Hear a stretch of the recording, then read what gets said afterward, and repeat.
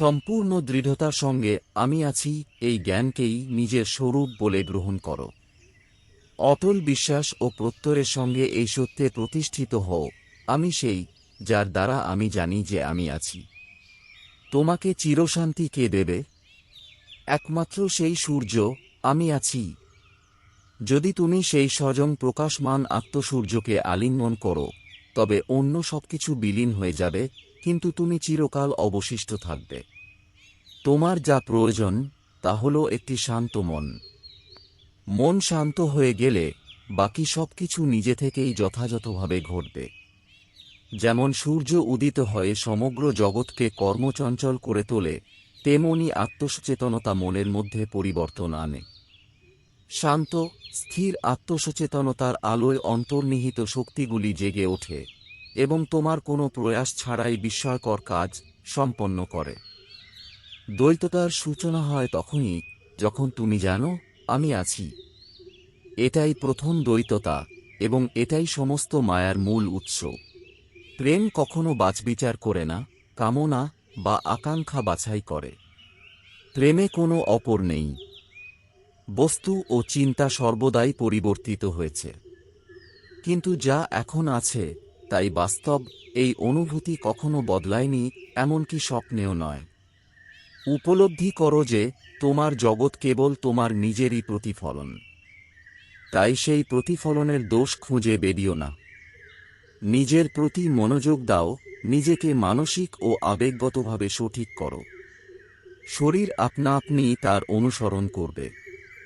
নীরব, অচঞ্চল ও শান্ত থাকো। জ্ঞান এবং শক্তি আপনা আপনি এসে যাবে। সেগুলোর জন্য ব্যাকুল হওয়ার প্রয়োজন নেই। হৃদয় ও মনের নীরবতায় ধৈর্য ধরে অপেক্ষা করো। নীরব থাকা খুবই সহজ, কিন্তু সেই ইচ্ছা খুবই বিরল। মানুষ এক রাতেই অতিমানব হতে চায়। উচ্চাকাঙ্ক্ষাহীন, ক্ষুদ্রতম আকাঙ্ক্ষাহীন হয়ে থাকো। নিজেকে সম্পূর্ণ উন্মুক্ত, অসুরক্ষিত, অনিশ্চিত ও একাকী থাকতে দাও।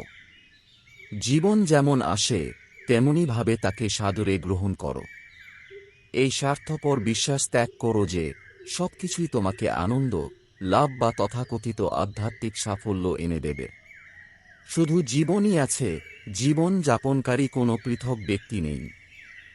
নিজেকে সংশোধন করাই সমগ্র বিশ্বকে সংশোধন করা। সূর্য কাউকে সংশোধন করে না, সে কেবল জ্যোতির্ময়। তার আলো সমগ্র বিশ্ব আলোকিত হয়ে ওঠে।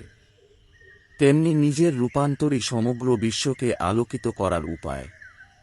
তোমার যা কিছু প্রয়োজন সবই তোমার অন্তরে বিদ্যমান।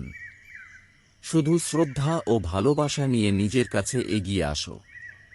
নিজেকে নিন্দা করা এবং নিজের ওপর অবিশ্বাস করা, এ দুটি অত্যন্ত গুরুতর ভুল। যখন তুমি উপলব্ধি করবে যে এই জগৎ তোমার নিজেরই প্রক্ষেপণ, তখনই তুমি এর বন্ধন থেকে মুক্ত হয়ে যাবে। এমন একটি জগৎ থেকে নিজেকে মুক্ত করার প্রয়োজন নেই, যার অস্তিত্ব তোমার নিজের কল্পনা ছাড়া আর কোথাও নেই। ছবিটি সুন্দর হোক বা কুৎসিত, তুমি সেটি আঁকছ, আর তাই তুমি তার দ্বারা আবদ্ধ নও। উপলব্ধি করো এমন কেউ নেই যে এই ছবিটিকে তোমার ওপর চাপিয়ে দিচ্ছে। এটি কেবল কল্পনাকে বাস্তব বলে গ্রহণ করার দীর্ঘদিনের অভ্যাসের ফল। কল্পনাকে কল্পনা হিসেবেই দেখো আর সমস্ত ভয় থেকে মুক্ত হও।